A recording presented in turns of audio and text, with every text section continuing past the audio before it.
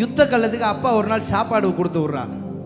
இப்போ தாவீதினுடைய அண்ணன்மாரெலாம் யாராக இருக்காங்கன்னா அவங்கெல்லாம் மிலிட்டரி பாய்ஸ். அவங்களுக்கெல்லாம் துப்பாக்கி சுட தெரியும், சண்டை போட தெரியும், எல்லாம் தெரியும். யார்கிட்டனா சும்மா சின்ன பிள்ளைங்கிட்ட.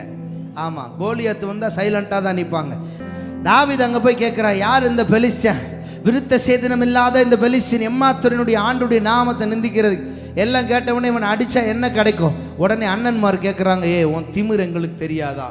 அந்த கொஞ்சம் ஆட்டை வனாந்தரத்தில் விட்டுட்டு நீ எதுக்கடா இங்கே வந்த? நீ என்ன வேடிக்கை பார்க்கவா வந்த? இப்படி எல்லாம் கேட்குறாங்க. அவன் சொல்கிறா, சிங்கத்தை கரடி நான் கிழிச்சிருக்கிற இவனை கிழிச்சிருவேங்கிறது அவன் இருதயத்துக்கு தெரியும். சில நேரங்களில் பாருங்களேன், சிலருக்கு உள்ளே இருக்கிற பொறாமை எப்படி வெளிப்படணும், நம்மளை எப்படியாவது ஆஃப் பண்ணணும். நமக்கு எதிராக ஏதாச்சும் ஒன்றை பண்ணணும்.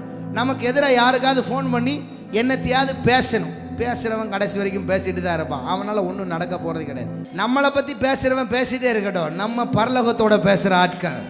நம்மளை குறித்து வெளியில் யார் என்ன பேசினாலும் பேசட்டும், யார் ஃபோனில் பேசினாலும் பேசட்டும். அந்த அப்பாவுடைய நாமத்தை ஒருத்தர் நிந்திக்கிறான்னா நீ நின்று பார்த்துட்டு இருப்ப, ஆனால் நான் நின்று பார்க்க மாட்டேன். நான் செஞ்சு முடிச்சுட்டு போயிட்டே இருப்பேன். அவன் கேட்டான் தெரியுமா, நீ என்ன வேடிக்கை பார்க்கவா வந்த அப்படின்னு. கேட்டவன் கடைசி வரைக்கும் வேடிக்கை தான் பார்த்தான்.